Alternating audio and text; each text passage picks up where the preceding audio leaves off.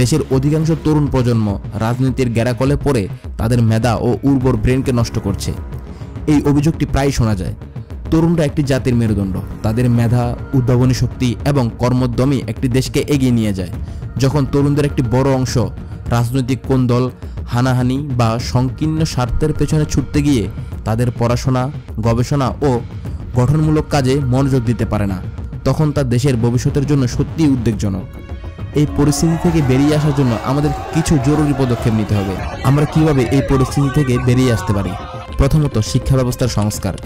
এমন একটি শিক্ষা ব্যবস্থা গড়ে তোলা যেখানে তরুণরা কেবল ডিগ্রি অর্জন করবে না, বরং সমালোচনামূলক চিন্তাভাবনা, সমস্যা সমাধানের দক্ষতা এবং নৈতিক মূল্যবোধ শিখবে। দ্বিতীয়ত, কর্মসংস্থান সৃষ্টি। তরুণদের জন্য পর্যাপ্ত এবং মানসম্মত কর্মসংস্থানের সুযোগ তৈরি করা, যাতে তারা তাদের মেধা ও দক্ষতাকে দেশের অর্থনৈতিক উন্নয়নে কাজে লাগাতে পারে। তৃতীয়ত, সুস্থ রাজনৈতিক পরিবেশ। রাজনৈতিক দলগুলোর উচিত তরুণদের গঠনমূলক রাজনীতিতে আকৃষ্ট করা, যেখানে মেধা ও যোগ্যতা প্রাধান্য পাবে, সহিংসতা নয়। চতুর্থত, উদ্ভাবন ও গবেষণায় উৎসাহ। তরুণদের বিজ্ঞান, প্রযুক্তি, গবেষণা এবং উদ্ভাবনে উৎসাহিত করা। তাদের জন্য প্রয়োজনীয় সুযোগ সুবিধা এবং আর্থিক সহায়তা নিশ্চিত করা।